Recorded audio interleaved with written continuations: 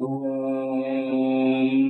विश्वामिते तर्दुरितानि परासुव यस्तत्रं तन्न आसुव। ॐ शान्तिः शान्तिः शान्तिः। पूज्य स्वामी वेदरक्षानंद जी महाराज, स्वामी नित्यानंद जी महाराज, अध्यापक जगदीश जी, आजादी जी और सभी धर्म प्रेमी सज्जनों, जिनसे पधारी अपनी टीम, गौतम जी, ईश्वर जी, कर्ण जी, प्रिय विद्यार्थियों, दुनिया का सबसे कीमती जो बताया है वो समय बताया है। आपका 7 दिन का समय हमने लिया और आप यहाँ पर आए। अब इसका आपने लाभ लेना है। विशेष रूप से देखो, आपका अब शारीरिक विकास हो रहा है, साथ में मानसिक विकास भी हो रहा है। अब आपने क्या करना है क्या नहीं करना। देखो, जीवन में ऐसे बहुत काम हैं जो करने होते हैं, उनको आदमी छोड़ देता है और बहुत से ऐसे काम कर बैठता है जो नहीं करने होते। हम अपना पुराना जीवन देखते हैं तो हम भी ऐसे ही थे, जो नहीं करना वो कर दिया, जो करना था वो रह गया।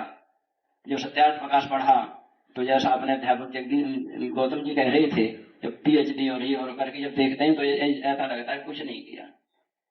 ऐसे कामों को करते रहे जिनका जीवन में कोई उपयोग नहीं होना। आज की पढ़ाई ने ऐसा कुछ कर दिया है कि बच्चों की समझ में नहीं आ रहा क्या करें और क्या ना करें। एक स्वामी उमानंद जी महाराज हुए हैं, उनके पास कोई जाकर के पूछता था, बोले स्वामी जी समझ में नहीं आ रहा क्या करें और क्या ना करें। तो स्वामी जी उत्तर दिया करते थे, भाई धर्म करो और अधर्म ना करो। तो बोले स्वामी जी यही तो समझ में नहीं आ रहा क्या धर्म है और क्या अधर्म है। दुनिया इतने बचड़े में डाल दी है लोगों ने कि उनकी समझ में धर्माधर्म ही नहीं आ रहा है। धर्माधर्म तो बहुत, देखो छोटे बच्चों को भी हम पूछते हैं तो बताते हैं ये धर्म है ये धर्म है। छोटे बच्चों को पूछा जाए कि बच्चों झूठ बोलना चाहिए कि सच बोलना चाहिए, तो छोटे बच्चे क्या बताएंगे, सच बोलना चाहिए धर्म है। चोरी करना चाहिए कि दान देना चाहिए, किसी का सहयोग करना चाहिए या किसी के काम में व्यवधान डालना चाहिए। ये है, देखो हिंसा करनी चाहिए क्या हिंसा करनी चाहिए। हिंसा तो जानते हो किसी को कष्ट देना चाहिए सुख देना चाहिए, ये है। अब देखो धर्म के नाम पर क्या हो रहा है। आप देखें दुनिया का जितना भी आडंबर है, जितना भी बुराई, जितनी भी बुराइयां हैं, किसके नाम पर है, धर्म के नाम पर है। चोरी डाके, जितने भी बुरी बुरी, शराब पीना, मांस खाना, जो कुछ भी आप कहो ना दुनिया की बुराई किसके नाम पर है। हमें तो ऐसा लगता है देखो बुराई के नाम पर बुराई नहीं हो रही है, आज अच्छाई के नाम पर बुराई हो रही है। तो ये आपने समझ देना है। ये आपको भौतिक रूप में यहाँ 7 दिन ये बताया गया है। शारीरिक रूप में देखो आपका विकास हो रहा है।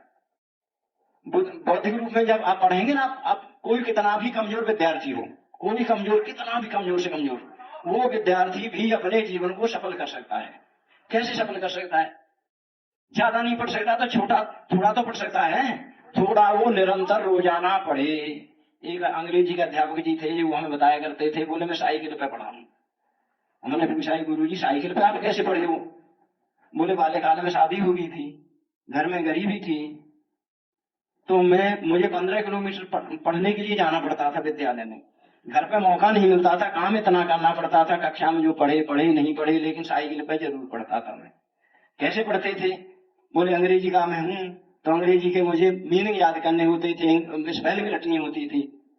15 किलोमीटर में मैं अपने हैंडल पे 15 अंग्रेजी के शब्द, उनके मायने स्पेलिंग रख के रखता था, तो इधर से पढ़ता जाता, 15 इधर से याद कर लेता था, और जब उधर से आता था 15 इधर से याद कर लेता था। तो कितना छोटी बात, कितनी सामान्य सी है, लेकिन अंग्रेजी के बहुत बड़े अध्यापक बने, प्रोफेसर बने। और ऐसे आपातकाल में घर में बीमारी भी थी, कहते थे घर में बीमारी, माता जी उनकी बीमार रहती थी घर में, और तमाम दुनिया काम थे, लेकिन परीक्षा में कभी अनुत्तीर्ण नहीं हुए। कितना समय का सदुपयोग किया। ऐसे हमारे यहाँ जो विद्यार्थी ज्यादा नहीं पढ़ते, थोड़े पढ़ते हैं। एक मुनि जी थे, मनुदेव जी मुनि जी, उनसे हमारा संपर्क हुआ, तो वो 3 सूत्र रोजाना कंठ करते थे, लेकिन उन्हें ये थी अष्टाध्यायी मैंने कंठ करनी है, मुझे ये अष्टाध्यायी तो पढ़नी ही पढ़नी है। 3 सूत्र से बढ़ के 5 सूत्र हुए, 5 सूत्र से बढ़ के 10 सूत्र हुए, और आखिर 3-4 साल में उन्होंने अष्टाध्यायी की, 8-10 साल में उन्होंने महाभाष्य तक व्याकरण को पढ़ा, और 5-6 साल में उन्होंने दर्शन को, यानी वैदिक साहित्य उन्होंने 10-15 साल में पूरा वैदिक साहित्य पढ़ लिया। वो 50 साल की अवस्था में लगे थे और 65 साल की अवस्था में उनके व्याकरण और दर्शन ये पूरे हो गए। यानी निरंतरता, कोई भी काम में निरंतरता होगी ना, तो कहते हैं बूंद बूंद से घड़ा भर जाता है। एक एक बूंद टपकती रहे, एक एक बूंद टपकती रहे। धनी कंथा धनी पंथा धनई पर्वत लंघनम धनी विद्या ये सर्वे धनी धनी। तो ये सारे धनी धनी आप कितने भी कमजोर हो, लेकिन रोजाना लगे रहोगे ना, रोजाना अभ्यास करते रहोगे, तो आप एक दिन बुद्धिमान बन जाओगे और अपने काम में सफल हो जाओगे। ऐसे ही फल के बारे में आता है कि एक विद्यार्थी की सुना करते, बड़ा कमजोर था, विद्यालय से घर से विद्यालय जाते समय रास्ते में 2 बार बैठता था। 2 किलोमीटर दूर विद्यालय था, उधर से आता था, रास्ते में 2 बार बैठता था। और कमजोर की पूछ कहीं नहीं होती। विद्यालय में जब कक्षा में पढ़ते हैं ना, मारपीट तो सामान्य सी बात है बच्चों में। अध्यापक जी तो छोटे बच्चों में रहे, यहाँ भी बच्चों को पढ़ाते हैं, ये मारपीट सामान्य सी बात है। और मारपीट कमजोर के साथ ही होती है, तो उसके साथ मारपीट भी हो जाती थी। एक दिन अध्यापक जी से जाकर के उसने शिकायत की, बोले सर मुझे इसने पीटा है। अध्यापक जी बोले मेरा भी जी करता है तुझे पीटने, तू इतना कमजोर क्यों है? बोले सर क्या करूं, पेट खराब है, ये 20 बीमारियां बताई। बोले कोई बात नहीं, तू थोड़ा थोड़ा व्यायाम शुरू कर दे। तू थोड़ा थोड़ा व्यायाम शुरू किया, थोड़ा दूध बचना शुरू हुआ, फिर थोड़ा और बढ़ाया। उसका नाम राममूर्ति था। राममूर्ति ये आपको बैठक सिखाई जाती है ना, अपने समय का बहुत बड़ा पहलवान बना। तो आप सब पर वो समय चल रहा है, आप भी बलवान बन सकते हो, आप बुद्धिमान बन सकते हो। बहरहाल आप सदुपयोग करें, समय का सदुपयोग करें, विद्या का सदुपयोग करें, बल का सदुपयोग करें। बुराइयों से आप बचे रहें, अच्छे आदमियों से जुड़े रहें। कहा हानि ही? बोले समय की ही हानि। संसार में सबसे बड़ी हानि क्या बताई? बोले समय की हानि। को लाभ है? लाभ क्या है? बोले गुण संगम। अच्छे आदमियों का संगम सबसे बड़ा लाभ है संसार में। तो आपको अच्छे आदमियों का संग मिल रहा है, अच्छी अच्छी बातें आपको सुनने को मिल रही है। और यहाँ प्रातः काल से लेकर के शाम को सोने तक आपको समय के सदुपयोग की विधि बता दी गई है। आप इस समय ये करें, इस समय ये करें, समय संध्या, इस समय हवन करें, समय व्यायाम करें, समय स्नान करें, इस समय पढ़ें, सारा काम आपको बता दिया है। तो आप सदुपयोग करेंगे। इन्हीं शब्दों के साथ में आप सबका बहुत धन्यवाद करता हूँ। आपने हमारे शिविर को सफल बनाया।